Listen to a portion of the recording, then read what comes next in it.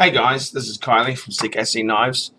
Going to do another video, and this one may require me to pause and start and stop, possibly edit some things out, because trying to render things with a CAD while explaining can be a little bit tricky and complicated. It's hard to pre-prepare it. I don't have a slideshow feature.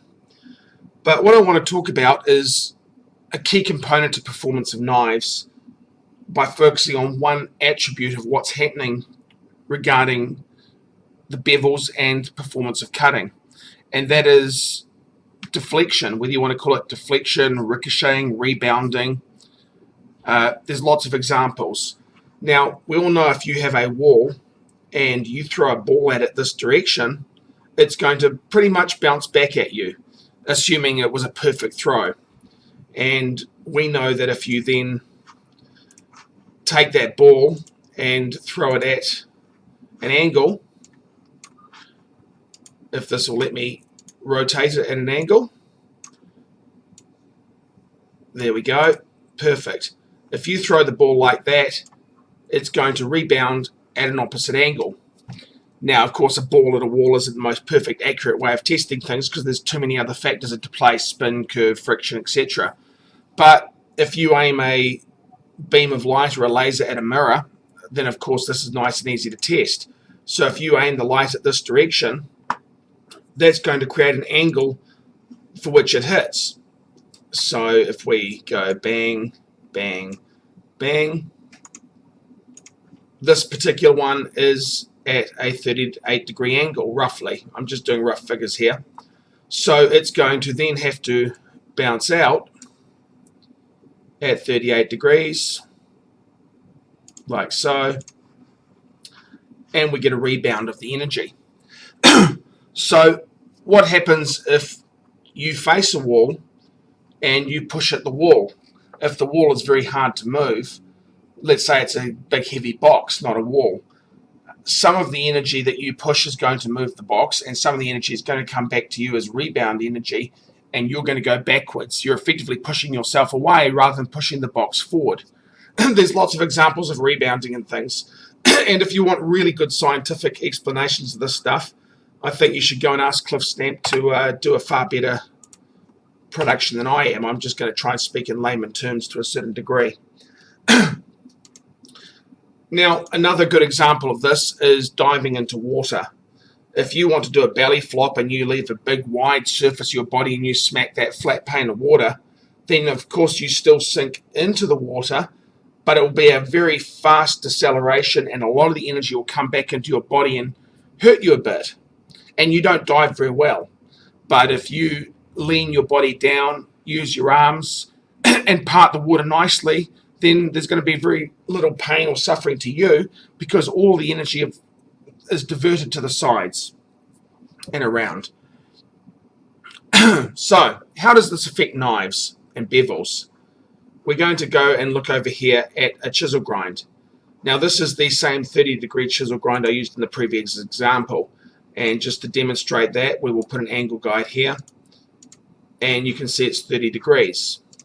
So I'll just delete that to get it out of the way. I have now drawn a red line here which is perpendicular to the cutting angle. Now obviously this forms a perfect rectangle, which means that this inclusive angle to the bevel will also be 30 degrees. If I draw it around the correct direction like so, 31 degrees roughly. There we go, that's just my CAD because I've got something in the wrong position. That line's not perfectly straight, but that's okay. 30 degrees. Now, the issue is when you're cutting, we'll take this down here and put it here. As you're cutting through a piece of wood or cardboard or anything, the sharp apex is biting in, and this bevel is forming resistance. It wants to stop the material. So if we just used a flat bar stock with no cutting edge whatsoever, of course, like this, if we just tried to push into a block of wood with another block of wood or a bar of steel, then it's going to be very hard to dent the wood, and a lot of the impact energy is coming back up into the steel in your hand in shock, and it's doing very, very little. So of course we make sharp implements and tools with different angles to cut well. Now, you all know that a thinner knife cuts better, typically speaking. But why is that? A lot of it is about energy deflection. It's assuming everything is a nice, sharp, crisp point. When you're pushing down, all the material is interfacing with this bevel at this angle here. So the angle, of course, is your bevel angle. And to make this accurate, of course, I need to make this interface with the center of the bevel properly. I'm using thick lines so you can see it, so I can't render it in a perfect exact environment. So it is hitting the knife bevel at 30 degrees. Now, it's not like a ball or a beam of light. What you've effectively got is your wood or whatever you're cutting is interfacing at 30 degrees the entire way up. But the point is, as you're pushing down perpendicular to the cut, then the material that you're displacing wants to try and deflect the energy at 30 degrees. It wants to go out here at 30 degrees, which is very wide from your bevel. But of course, that's not happening because whatever you're cutting is going to have fibers and tension, whether it's rope or cardboard or a block of wood. It's trying to deflect all the energy at each different point out at the 30 degrees as this interfaces and slides over. And finally, you'll get to the point where it's hitting the bevel and coming up and over. But it's got the resistance all the way here and it's splitting out at 30 degrees. Now, of course, depending on how soft the material is, like cardboard or jelly or anything, if it's flexible, after it's being forced out at 30 degrees, it soaks back into the primary. But for the entire initial cut, and it doesn't matter whether this is a chisel with a 1 inch long bevel or if this is a micro bevel that's only 1.1 mil high or even a secondary that's 3 mil high or anything, the original cut is creating a 30-degree deflection, which is trying to push the fibers that way, and it's very hard, especially with something like wood or plastic that doesn't want to move.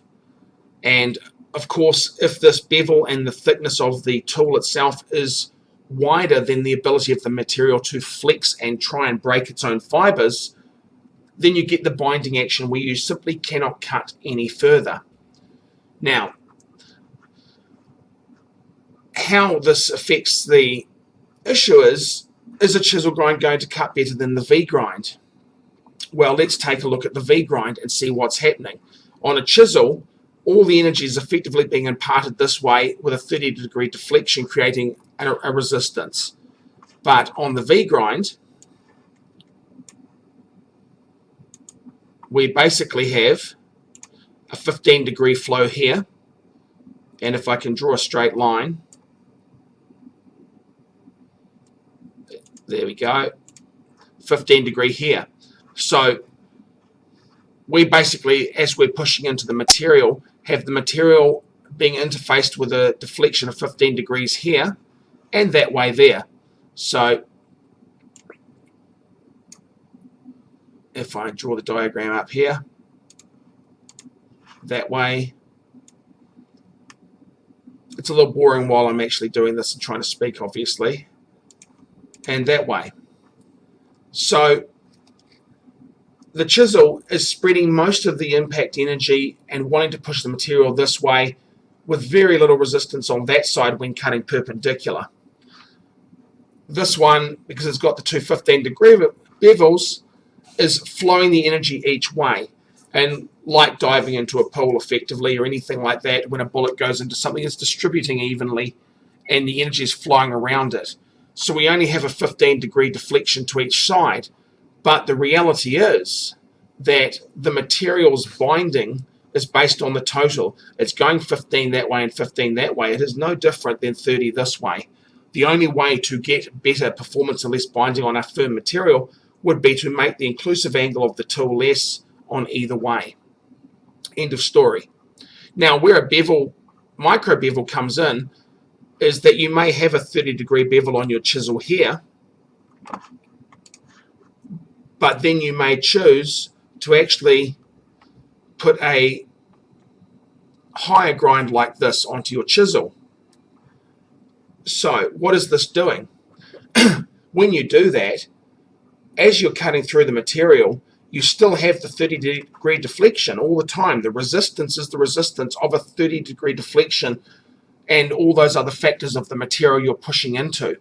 But now it's only being resisted for this length here before it's allowed to try and close back on the tool and relieve the stress and the tension.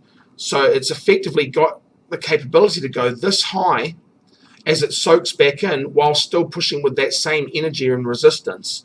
So what's going to happen is you will now be able to cut into the material to this point before it, say, binds and wedges, because you can't bend any further, whereas before you would have only been able to get to this point. But for the entire cut, the amount of force you required pushing into that material is still going to be the same energy level, other things excluded, because of the 30-degree deflection. And this is what comes into it here. If you imagine this was a Scandi grind, for example, you can do the exact same thing by relieving the grind, but each side would be a half deflection, like so. And you're effectively allowing it to insert into the material more easily. But what's happening is that the energy, even when it's trying to close back on the material, it's being kept apart at a higher deflection. Now, if you have a convex grind, of course, where that angle is getting less and less and less, then as the material gets to a higher point, the rebound angle of deflection of the energy is also going to get less more quickly. Okay, so I just paused so I can mock up another diagram quickly. Now, we've looked at the chisel grind with a 15-degree angle, we've looked at the V grind with 15, and I've explained how by putting another lower angled grind behind, you can still have the same force and difficulty push cutting through, but lessen the resistance created by different materials through fibers by changing how much it soaks back in, and depending on the flexibility of that material, it will not only be deflecting here at 30 degrees, but then as you keep pushing deeper, this material is pushing in at 30 degrees, but the rest of the material bouncing back is effectively, and we're just going to put a rough figure here, so it's 16 degrees. So we've roughly dropped it to half. So now, instead of having a 30-degree deflection across all the material that high, we have 30-degree pushing through, and then a relief deflection of 16 as it keeps trying to come back. Now, it's kind of like a ball that you bounce across a room, and the initial bounce has got a certain amount of energy, and then each following bounce has less and less and less. Now, in this example, you can imagine the first ball bounced with a 30-degree deflection, and then it maintains its energy and does a 16-degree bounce all the way. And this one's pretty much the same kind of principle. Again, as I said, it's just split in half. So instead of that energy bouncing one direction, we're creating two streams of energy, each one going a different degree. So, you know, that's roughly 10 degrees each side. These were just made up. I didn't try and make them equal. It was for an example. Now, let's look at a convex grind.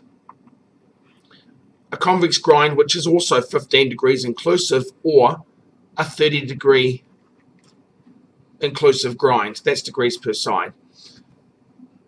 The thing with a convex grind is that it is exactly 30 degrees at the start for this mathematical principle as measured here.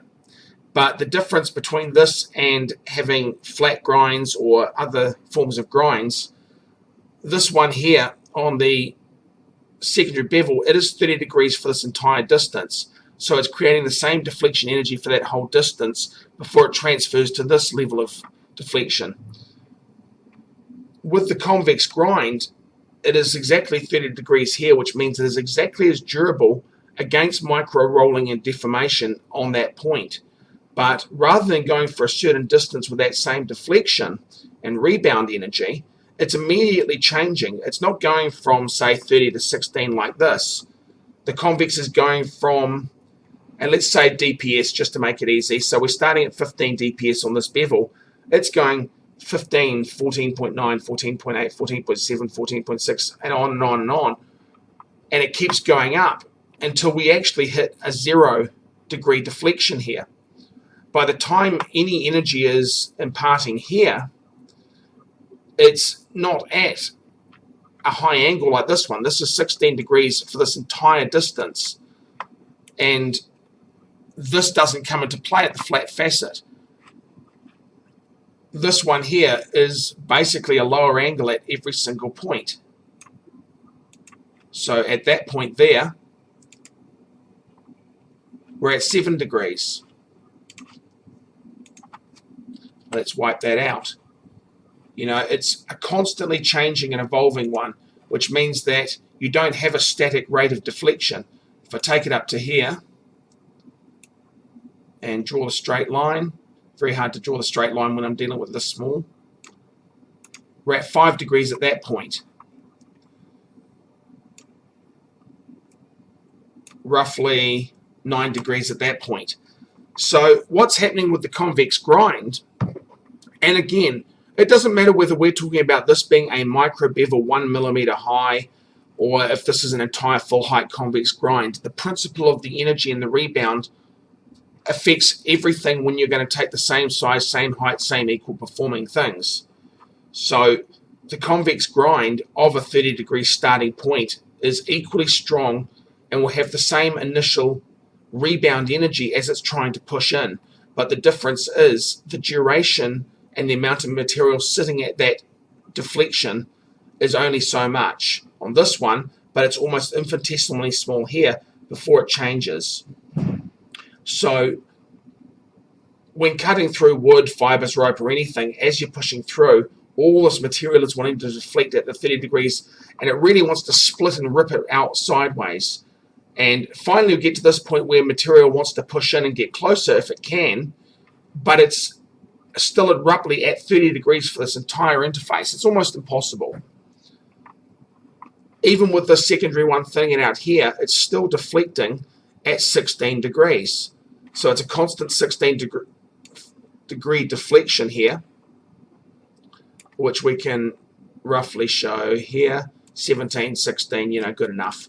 So it's still trying to push out at this long distance. But with this convex grind, by the time we've reached this rate, things are deflecting smaller and smaller and smaller and having less and less resistance as it's going through. So it is a lot easier to cut into things. This is why you see when piercing through wood and other things like rope, a well-ground convex knife of equal parameters is actually a lot easier, because the initial entry where you're resisting with a 30 degree deflection is in most cases not even for 1 millimeter of depth before it's become easier and easier. And the deeper you go in, the easier all that following material is to push outwards. Okay, I thought I'd just add one more thing to the mix, because obviously people are going to ask it in relation to different things, and that is the hollow grind. So what I've done is I've taken this convex grind here and I've converted it into an equal edge geometry hollow grind with equal height of bevel, etc. So if we take this, for example, and just overlay it like so, what you can see is that I've converted the hollow grind from the convex so that the edge is the exact initial 30 degree starting point and then converts down in the exact same fashion as the convex. So the cutting performance from entry, resistance, deflection is identical to the convex knife. But then I've dramatically hollowed it out as people perceive the hollow grinds are, and thinned it down. So you've got this really lean, thin cutting tool behind it rather than this convex. Now, advantages and disadvantages. Assuming all things are being equal and you're going to cut into material, each of these will have the same cutting performance and deflection up to this point. If you then start cutting things that are this deep, then the hollow grind will have less resistance in the cutting, because the material will try and push in possibly and flex back to its original state, but there will be no deflection and resistance in this area. And the other thing, of course, is if it's a very tight fiber material that literally wants to try and close back in on itself, like cardboard and other materials, then at this point in time, although the convex area here has less deflection resistance, it's literally thicker material. So if it's a very tight material that is creating a clamping effect by trying to shut back in on itself, then this area of the hollow grind will make that easier. So it will be easier for this hollow grind to penetrate up to this depth than the convex grind, because these are exactly equal cutting performance down here. But here's the problem with a hollow grind. There are not many occasions where you're going to guarantee that you're only cutting something this high in a general purpose blade. If you were doing a specific type of cut where maybe you are only ever slicing strips of leather that were only about this high, then this may actually be ideally suited and be better. But that would be what I call a specialized task, not a general purpose knife. And most knives that you buy to carry on your belt, carry to EDC, are not a specialized tool. In fact, the entire meaning of that really is that it's not a specialized tool. It's a general purpose tool. So here's the problem with the hollow grind. With lots of materials and media that want to close back in on the knife, the convex, as we demonstrated, the angle of deflection and the energy gets less and less and less, even though the binding pressure of the material is squeezing in on it. It can slide through it easier. The hollow grind at some point has to start curving outwards again, and on this particular hollow grind here, which is a good example of most, the curvature is about here, about 1/3 to halfway up the hollow grind portion. So let's look at what happens at this point in time. I'm just going to draw a small little line. We're going to make it thin so it's easy to see and make it a lime color. I'm now going to drag it to the curve at this point in time on the edge.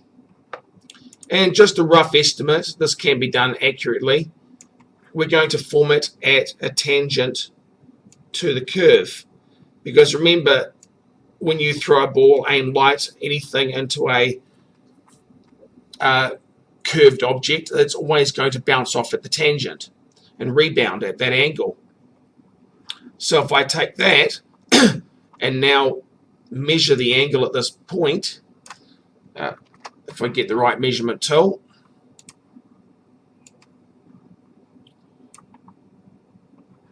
my cat is playing funny games and tricks with me.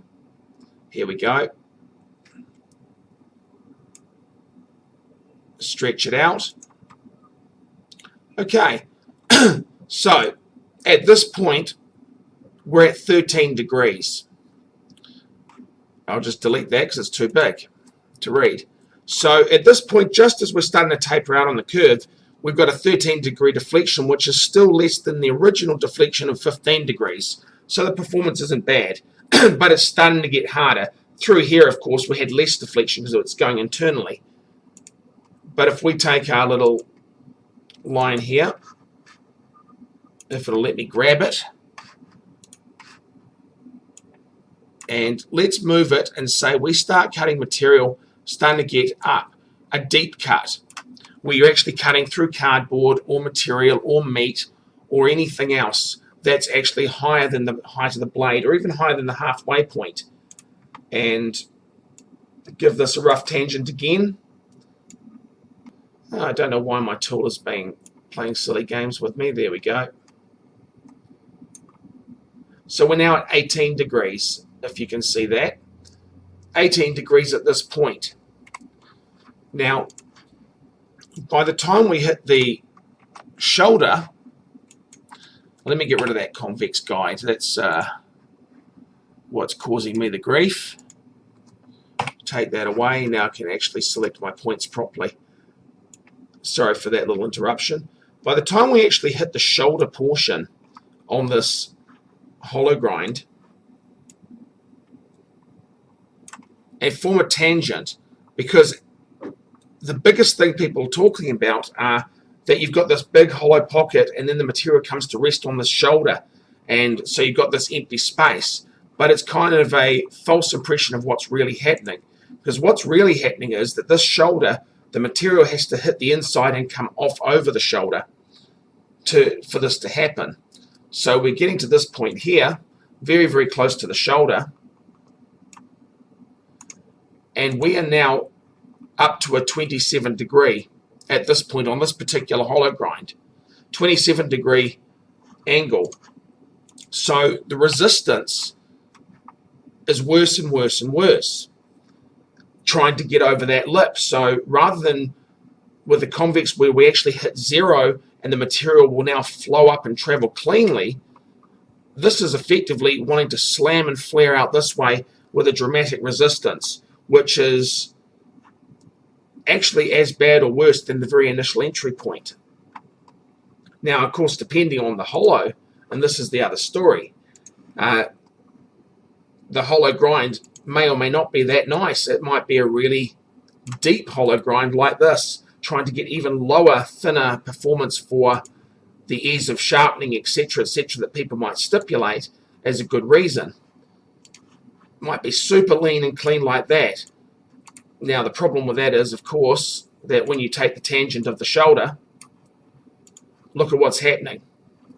You know, we're getting to something that really is not a high performer in deep cuts. It's getting roughly now to a 45 degree angle for deflection of the material when you get to that point. So with your hollow grind, you know, if you just keep sharpening it up over the years, and you never regrind this portion here, your cutting performance is going to get worse and worse and worse.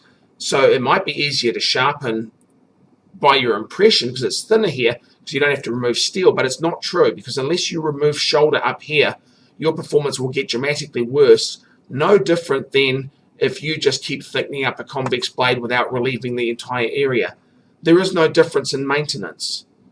Each one equally will get worse performance as it sharpens up, because as this gets narrower and narrower, the difference between here and here is less. It's going to have more chance of hitting that and deflecting off. There is no win-win with the hollow grind unless you are cutting materials that are less height than where the tangent of the circle starts aiming outwards. You know, that's basically all there is to it. It's quite simple. But the real risk and issue with most hollow grinds is, one, you've got hollow grinds that are for looks. There are companies out there that are making hollow grinds with bevels that are ridiculously thick and very huge angles, and then the hollow grinds are almost cosmetic and they're insanely thick, and there's no way they could ever compete with a well-made grind of any nature, let alone even other hollow grinds. So that's beside the point.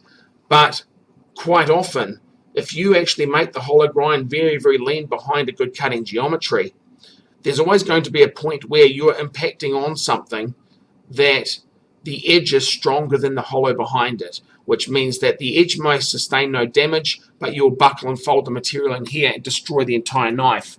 This is not going to happen with a V-grind or a convex that is steadily tapering wider, because as I've pointed out before, each slightly wider area of material is protecting the piece in front from further damage.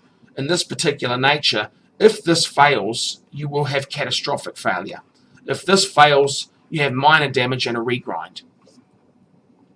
There is, a lot of people say there's a grind for everything, and there truly is a grind for everything. But most of us are talking about knives and EDC, folding knives, etc. And really, there is not a grind for special tasks in this type of knife, in my opinion. You know, they're designed to be general purpose knives that you'll use for anything.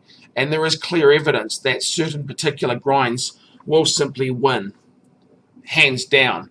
It's not about, if you've got 100 different tasks you're going to do, there's no point stating that this grind will do 3 of those tasks excellently. You want the one that's going to win 90 out of 100 of the points, because that's the one you want in your pocket, the one that will win the majority of things you may encounter in everyday life. And there is clear evidence that convexes, or even full flat grinds with convex bevels, are going to beat other kinds and other types of grinds overall. And I do want to stipulate that there is a big difference between a hollow ground knife of this nature and the way it will perform. And for example, making a grind that has a fuller for weight resistance, taking a knife like this and putting a fuller in here to reduce weight has no impact on the cutting, because the fuller is above all of the transitional area. It's a very different thing from a hollow grind. Even if you're going to go so far as to say putting this and grinding it like this and removing all of this, most of the grind is going to be inside that area, but there's still the risk on certain materials that you're going to hit this point here and have a shoulder because of the way it's done.